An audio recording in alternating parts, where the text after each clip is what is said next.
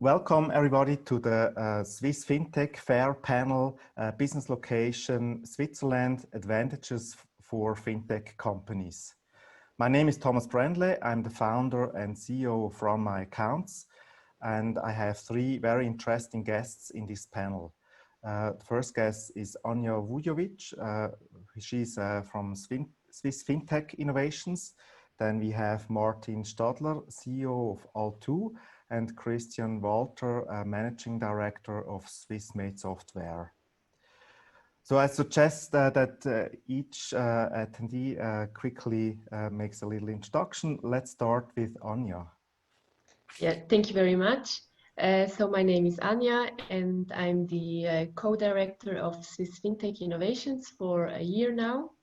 Swiss Fintech Innovations is an independent association consisting of financial institutions, so banks, insurance companies, and others. And together we are committed to drive digitalization and innovation in the Swiss financial center. And before SFTI, I finished my bachelor's degree in business law, and I worked in a law firm and in various banks. Thank you very much, Anja. Welcome. So Martin, would you like to proceed? Hello, Thomas. Grüezi miteinander. Welcome from All2 side as well. My name is Martin. I'm the CEO of All2. It's a wealth tech company based in Zug, Switzerland. We are 25 employees, all in Switzerland, therefore relevant for this panel. And at All2, we provide simplicity for complex wealth. We help wealthy private individuals to consolidate their bankable and non-bankable assets in a very intuitive way. So we store lots of sensitive data. Therefore, the Swiss location is a very important pillar for us. Great, thanks a lot. And Christian? Hi, my name is Christian Walter. I'm the head of Swiss Made Software. We're a label meant to promote software that's actually produced in Switzerland. There are legal requirements for this. At least 60% of the value has to be produced here. We currently have around 700 companies that carry our label. And we just recently launched a code label, which is called Swiss Hosting, which means basically that the data stays in Switzerland and doesn't leave it, whether directly nor indirectly. Great, thanks a lot. So maybe I introduce myself as well. As I said, I'm Thomas Brendle, the founder of Run My Accounts. Run My Accounts is an accounting company that automates as much as possible for Swiss small and medium enterprises. And additionally, I'm also president of Swiss Finance Startups, and therefore moderating this panel. So let's just start with the first question. So Anja, could you tell us what exactly the role of Swiss Fintech Innovations is and how you try to make Switzerland a better place for banking and for fintechs? Yes, so our mission at the Swiss Fintech Innovations is to bring our members together to work on important projects and issues in the field of digitalization and innovation. So together, through the large know-how and the network that our members have, we can use the synergies to work in this project together, because often it is not so easy for the companies to start a new project. So this is why SFTI is here for. We offer the possibility to deepen the potential topics that are in common interest with the society, and to work on them with our members together. And another contribution that we have is that we work with different companies with different focus, with different goals. And this also enables us to position ourselves very broadly in the Swiss financial center. And who are your members? Members are our banks. For example, I can name a few. We have Credit Suisse, we have Raiffeisen, the Hypothekarbank Lenzburg, Valiant. Then we have insurance companies AXA, Swiss Life, Zurich Insurance, and then we have also other financial institutions, which are like SIX, PwC, Swisscom, and also academia like University of Zurich. Okay, and what are the projects, for example, that you're working on? We have currently 4 or 5 projects. One of the newest projects of ours is the tokenization of digital assets. There basically is the legal framework will be analyzed for the blockchain and DLT legal framework that is coming next year, I think. Then in the insurance sector, we have a working group which have the goal to digitalize the all the insurance data from a private person into one platform. So the first, the second, and the third pillar should all we can all see that at one platform. Then we have working group regulations, which is all about the legal in the fintech industry. We have common API or the open banking project, which is also very common in Switzerland, yes. Okay, so maybe another question to you. I think until about 10 years ago, the Swiss banking secrecy was probably the biggest driver for business location for banks in Switzerland. And is there still today an advantage of being located in Switzerland as a bank? Yes, I don't see any disadvantage about there, because I think Switzerland still enjoys a very good international reputation as a trustworthy, reliable, and in particular, innovative financial center. So, and with a lot of experience in the banking and insurance sector, also combined with the technological expertise, and the well-developed infrastructure, I think that Switzerland offers great conditions and also a friendly ecosystem for the Swiss banks. Yes. Okay. How about you, Martin, as a representative of a fintech company based in Switzerland? Yeah, that's an interesting point. Actually, for us, it's just the same value proposition. Switzerland, as it is with its tradition, fintech, it's about financial data. So usually it's data which comes along with some kind of confidentiality. So Switzerland has the perfect value proposition for that. I would like to add the political stability. It's about where is my data stored. Switzerland not being part of the European Union, but still very international, gives a perfect springboard for that value proposition.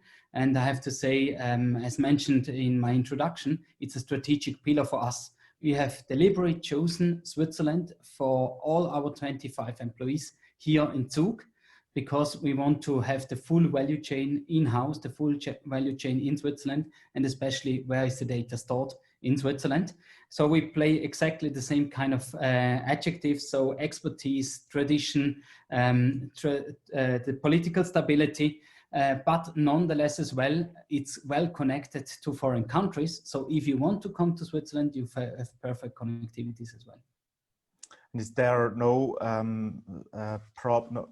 Don't you have any problems by going, for example, to the European market when it comes to regulations, local laws, and so on? That you have difficulties not having a subsidiary in the European Union or in other places to work there? Yeah, that's of course the other side of the story. If you are in a regulated business, EU passporting would be a huge advantage. For our case, we are pure tech company. We don't give advice, so therefore we don't need to be regulated. As a pure software provider, we can do cross-border business, whether it's overseas or to any European countries. We don't have there any special limitations for that one. But if you would like to do, let's say, a robo-advice, if you want to issue credit cards or other topics, as soon as your end client is not sitting in Switzerland, but in a European country, of course, you are bound to the laws of Europe. and it would help where we would open a little bit more up as Switzerland to get the same kind of market entry specification as a, let's say, a German fintech would have. And are you planning such a thing, or is that irrelevant for now for you? For Al2, it's definitely irrelevant, as said, as our services are not in a regulative scope. So therefore, for us, we don't have to go in such a direction. But you never know. There is an initiative in Europe going on called PSD2. That's an open banking initiative, Payment and Savings Directive. And it could be, if we want to use data out of a PSD2 API, that we have to be regulated in Germany for such service. And how about the trust of, for example, German customers into your services? For us, trust is elemental by winning new clients. Out of the COVID situation, there was the specific that people could not travel anymore. But given the fact that we have been portrayed by the Forbes magazine in their family office software roundup last year, if you Google family office software, Al2 pops up on the top list. So we've been contacted during the COVID-19 situation by many potential foreign clients, and they come to Switzerland because of the trust. And therefore, we couldn't meet them physically, we couldn't fly there, but with the electronic means, as we do it today, we could bridge that. And it was great to see that you can win clients, even cross-border, even only in a virtual way. And of course, I would say the endorsement of being in Switzerland, in a stable country with a very good reputation, helps to build these bridges. Great, that's fantastic news. So maybe Christian, what's your experience in that field? I think your members of your association are even broader. They're not only in fintech, they're as well in software industry. How is that in abroad, for example, in the European Union? Well, the problem is there's no easy answer to your question. Because the word software does not signify anything anymore, because everything has become software. And if you look at our platform, and as I said, we have around 700 members, there's vast differences in the kind of offerings we have here. So you can find everything from an app to forecast your weather for the weather forecast, to ships software to control freight ships, ERPs, custom software development, and of course, fintech too. And it varies. There's a few constants. You can say in general, as my co-speakers here have said before, Switzerland is very well regarded around the world. And especially in areas like financial software, whether this is, direct financial transaction banking things or things like security, that's also very well regarded. And generally engineering, when it comes to things you really have to trust in, like when you build something, like a bridge or something, and the software that calculated is from Switzerland, and you have trust in the engineering skills of the people. So all of that works. And in general, fintech and Swissmade are very well regarded all over Asia. I hear occasionally you can even ask for a bit more money just because of that. In Europe, it depends.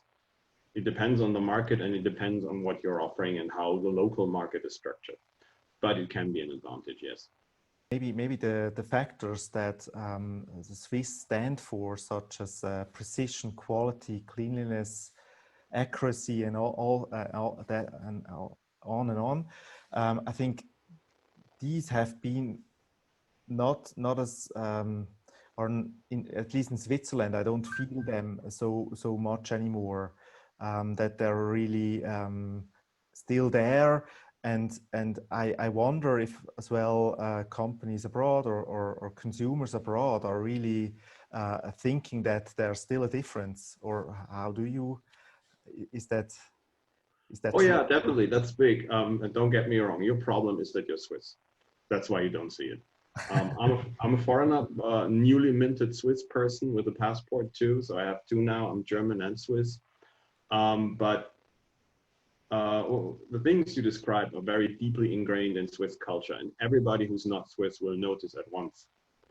That starts with the ubiquity of the Swiss cross. If you come to Switzerland, the Swiss cross is on everything, which does not happen anywhere else in the world.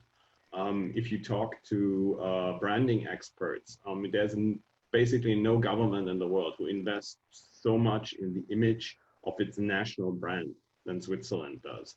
And this is something people kind of like. They like the idea of stability. They like the idea of people who kind of do what they told, well, they would do. These are all things that are real, you know, and these are advantages. And it's a culture that has grown over many centuries. This is not something you can just replicate. Yeah, it's kind of like you say, oh, we're going to duplicate Silicon Valley, or we're going to duplicate the pharma ecosystem in Basel or something like that. These things are not duplicable. They're unique. They're to some degree the result of a unique circumstances, a bit of luck, a bit of serendipity, but it's real, and people recognize it. And do you think, is that because we are Swiss that are producing, for example, that software or that service, or is it just the location that's actually the point in that provides stability and all that? Well, it's part of it. I mean,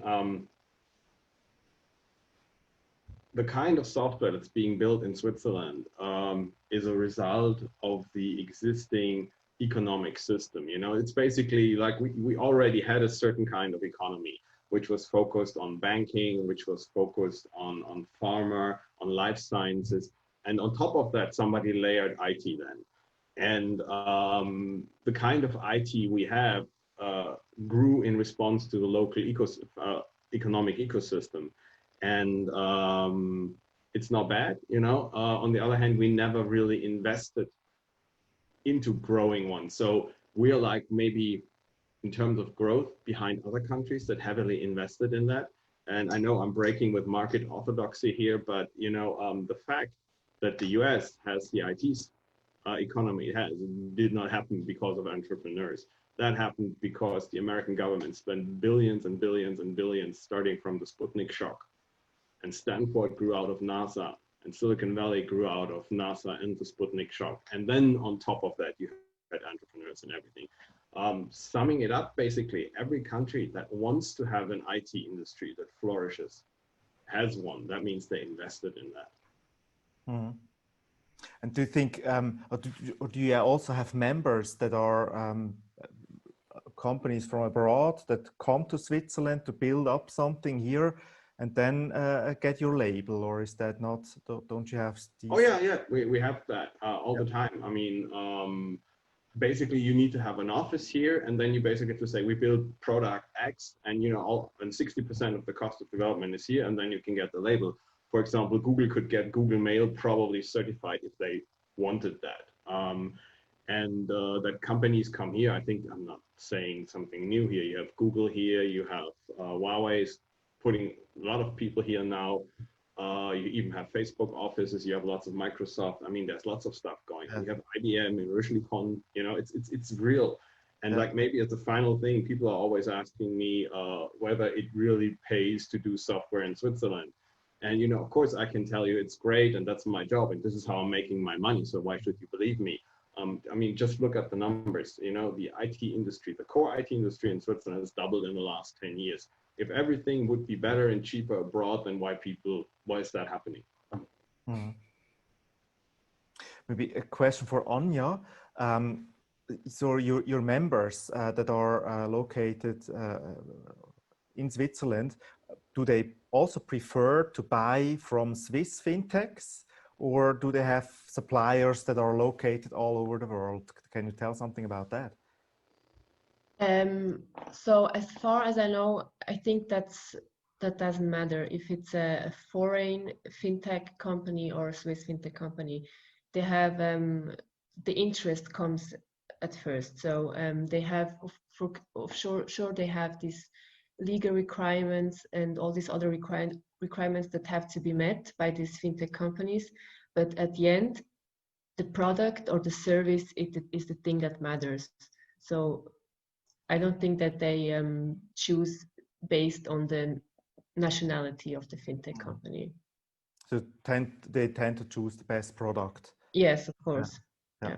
But do you have an idea if the partners of your members are they mainly coming from Switzerland, or is it just or almost all, or do you have an idea on that? So all of our partners are from Switzerland, and I don't know, maybe if you want to link that also on the outsourcing thing, I think that this trend is going back again, that people are, or these companies here are trying to focus on the Swiss market and also on the Swiss quality, on the Swiss efficiency, because I mean, if you spend less money to go abroad, but the quality is not the same, you lose more customers. So I think that the focus now or today is more on the quality and the efficiency than just to go cheap internationally outside.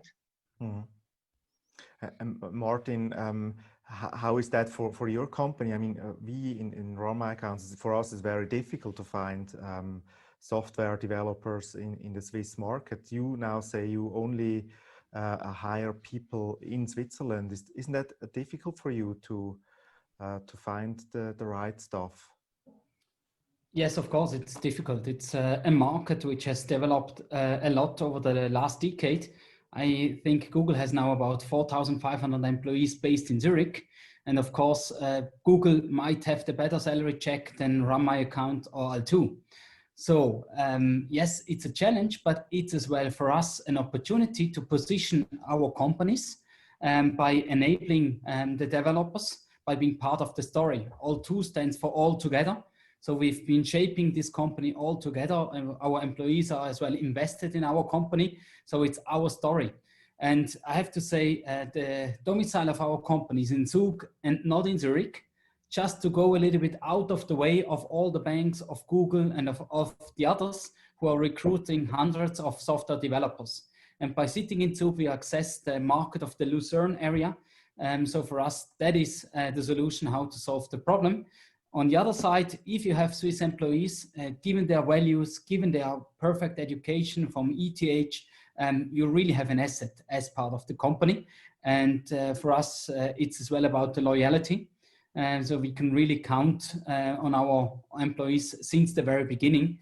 And that's an important factor to build up the reputation of the company as well. And have you hired as well people from abroad that are working actually now in Zug in your office?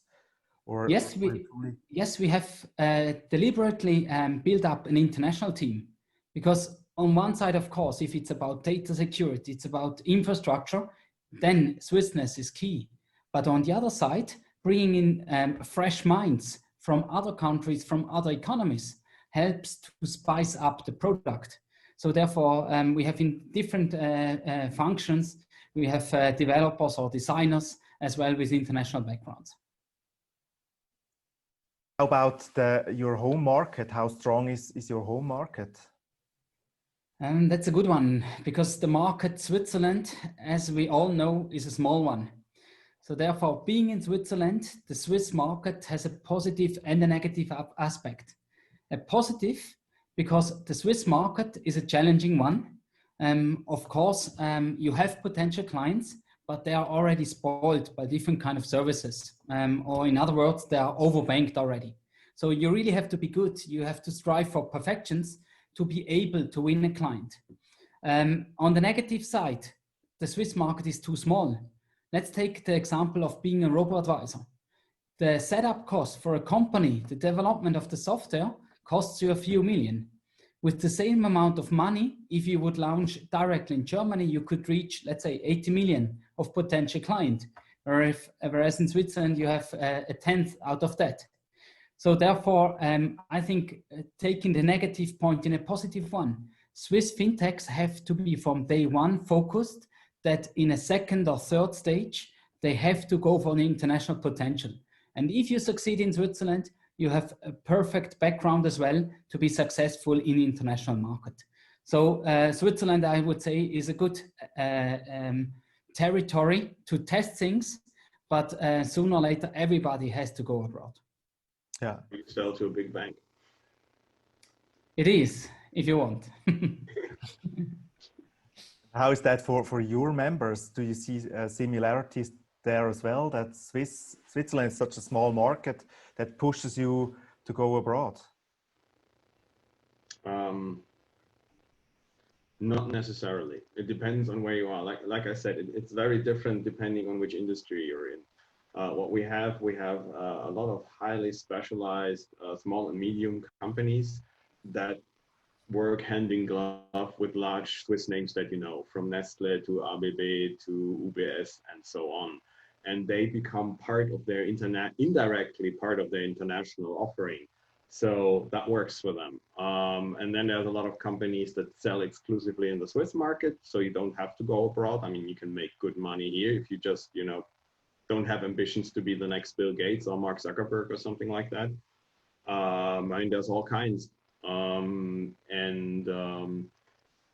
Yeah, so that's basically my take. We see it all.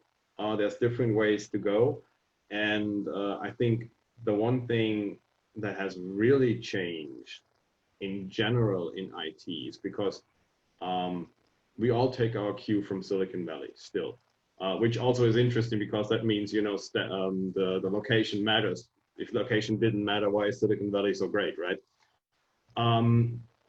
If we take our cue from Silicon Valley, then I think the idea that you'll be the next big startup, that you'll be the next Google, the next Facebook or whatever, even in Fintech that's done, you know, the best you can do is be bought by one of the big ones, or you decide to have a specialized smaller company. I mean, this seems to be the way where the stage of development we have internationally now. Okay, thank you. Maybe another question for Anja then.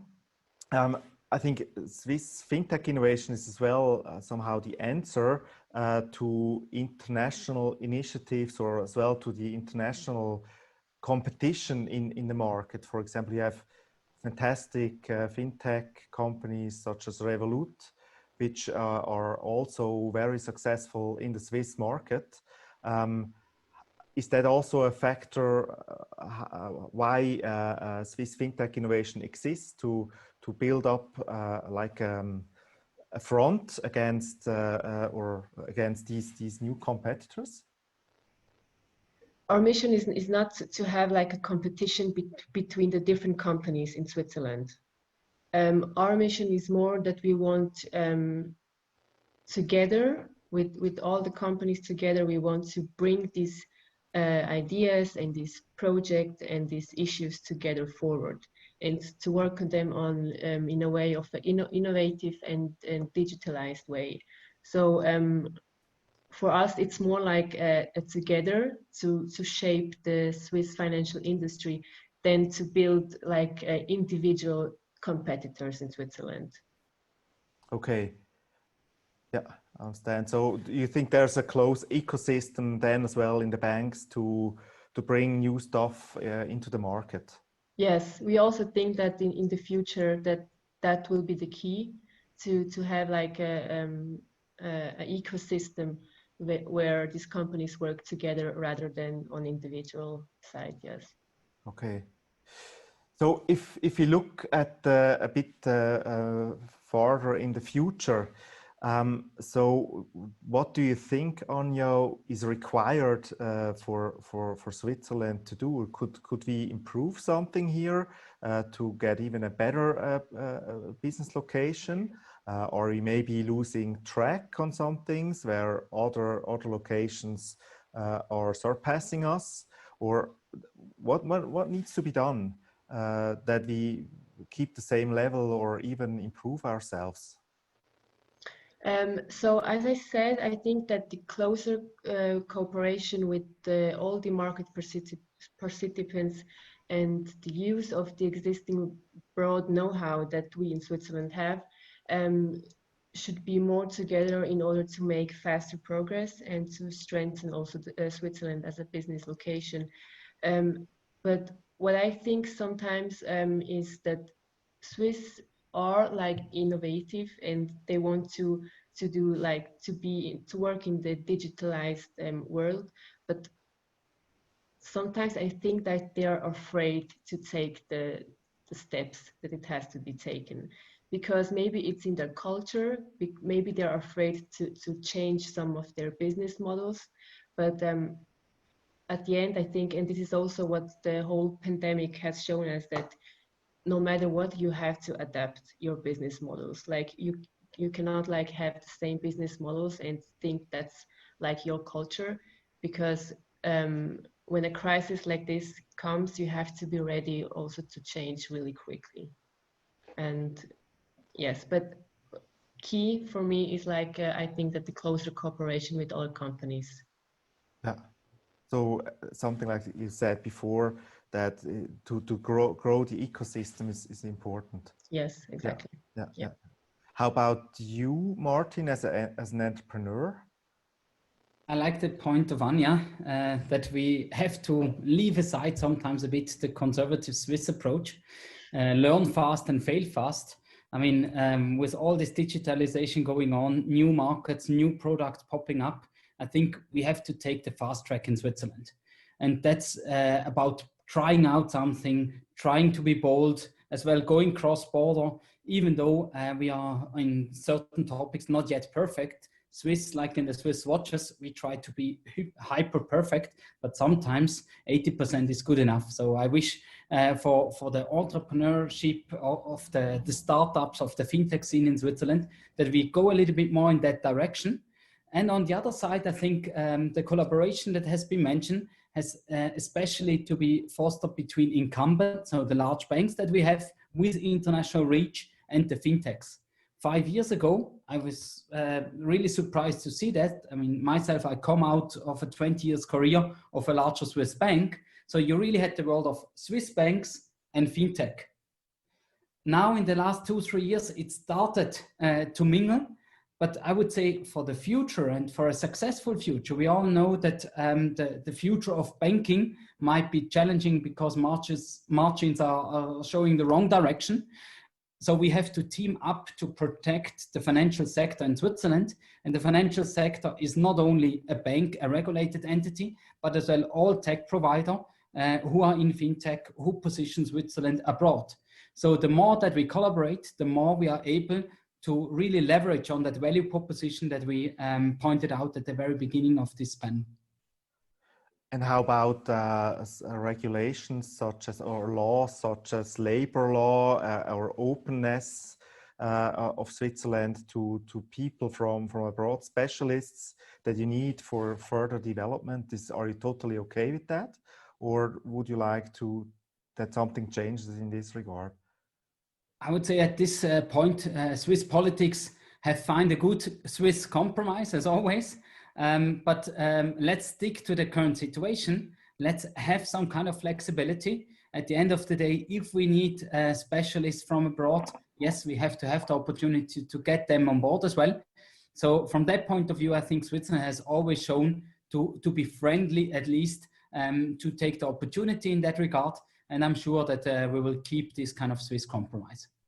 Okay, thank you. And Christian, what do you think needs to be done to even strengthen more the Swiss brand for the future? I think we need a vision for the future. As I said, I've become a Swiss citizen at the beginning of the year, and as part of my preparation to pass the test, I've read a lot of stuff about Swiss history. And one of the parts that I found really interesting was the story of the Gotthard Tunnel and Alfred Escher. And because he at the time realized we need this tunnel to be part of the Industrial Revolution. And he also said, we don't only need the tunnel, we need the engineers to build it ourselves. So they founded ETH Zurich. And he said, we need our own bank to finance that. So that's Credit Suisse. And we need our own insurance company, which is, I think, Swiss Life today. And we need the same in IT, because the future, the currency of the future is the data. The data currently, we give it out for free, mostly to the Americans and partly to the Chinese. And there's, in my opinion, two ways we can go about it. Either we monetize the data ourselves, which is something we're trying to do with Swiss hosting. This is the data, we keep it here. That's the one part. And the other is we trying for a data dividend, which means we make the big corporations pay for the data. And if we don't do that, I'm afraid we'll be digitally colonized. Okay, So we need a vision. and what does that mean? What could be steps that could help? Is that something that politics needs to do, or is that each individual which you think needs to change something in his mind? That's a good question, actually. Politics in Switzerland has held back regarding IT for a long time now. And as I said in the beginning, the countries that have an IT industry wanted one. They invested in that. There was a plan, which I think China is currently the most obvious example of. And if you just look at the amount of money you need to invest, the amount of resources, the amount of time you need to plan out, this is not something an individual company can do. You need somebody to hold up the other end and give security, and that's in all likelihood the state. I know we don't like to hear that these days, but industrialization has largely worked like that. It was a state project. And if we want to have some kind of a data-driven future, then and we want to actually control part of it, then we need to have a vision for it. Mm-hmm. And that's politics, probably. Yeah. So thanks a lot for all your input. That was very interesting for me. It was great having you in the panel, and yeah, thanks a lot. Bye-bye. Thank you for having us. Thank you. Take care. Yes, Bye. Bye.